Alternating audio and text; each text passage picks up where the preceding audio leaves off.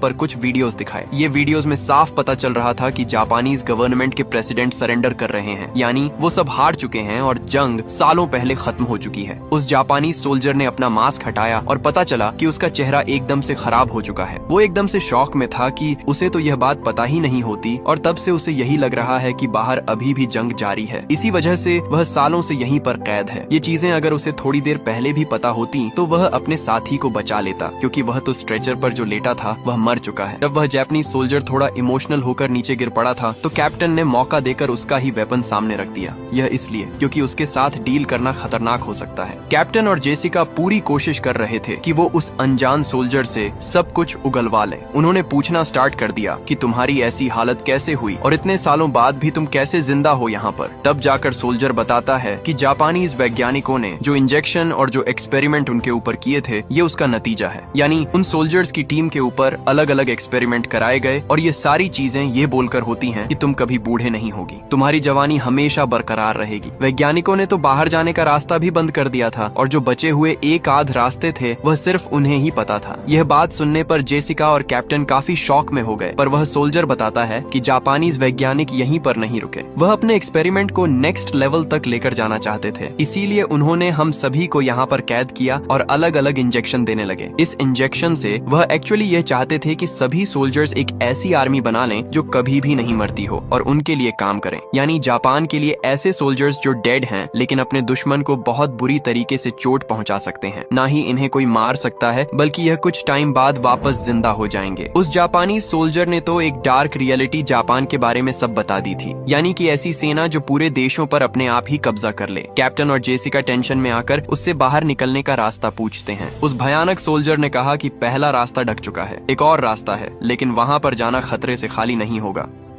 दूसरी तरफ हमें बैन और बाकी सोल्जर्स दिखाए जाते हैं जो ट्रैवल करते हुए एंट्रेंस के पास तो पहुंच गए, लेकिन पता चला कि पत्थर गिरने की वजह से वह रास्ता बंद हो चुका है। वो यहाँ से नहीं बाहर निकल सकते। इससे अब टेंशन फैलने लगी और काफी ज्यादा वह परेशान हो जाते हैं। वह फिगर आउट कर रहे थे कि और कौन सा रास्ता हो सकता है, लेकिन अचानक वही अजीब सा एक क्रिएचर बन के ऊपर हमला कर देता है। वो बन को मारना चाहता था, इनफैक्ट उसने बन को गिराकर घायल भी कर दिया, पर बाकी सोल्जर्स जिनके पास गन मौजूद थी वह सीधा शूट कर देते हैं क्रिएचर के ऊपर। बहुत सारी उसके सर में गोलियां मारने के बाद जाकर वह शांत हुआ है। वहाँ मौजूद सभी एकदम हैरान थे कि यह किस प्रजाति के लोग हैं। इनकी पूरी बॉडी एकदम से गल चुकी है और मानो कोई उन्हें कंट्रोल कर रहा है। सोल्जर्स जब ध्यान से उस क्रिएचर के सर को देखते हैं तो वहाँ कुछ सिंबल्स बनाए गए थे और लिखा गया था कि ये कौन सा सोल्जर है और कितने साल का है। जिस इंजेक्शन के बारे में जापानीज सोल्जर बात कर रहा था ये वही है, यानी वह वैज्ञानिक इसके भी एक लेवल अप गए थे ताकि वह इंसानों को जानवर में कन्वर्ट कर दें। बहुत सारी बातें करने के बाद आखिरकार